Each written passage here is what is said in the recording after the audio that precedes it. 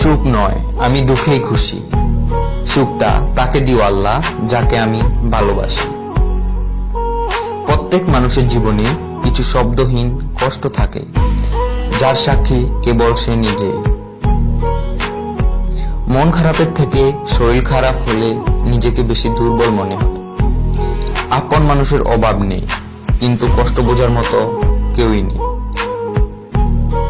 হাসির পেছনে কান্না, রাগের পেছনে ভালোবাসা, আর চুপ থাকার পেছনের কারণ খুব কম মানুষে জানে।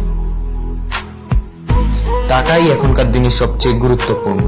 টাকা থাকলে বন্ধুত্ব, ভালোবাসা, পরিবার সবাই তোমার পাশে থাকবে।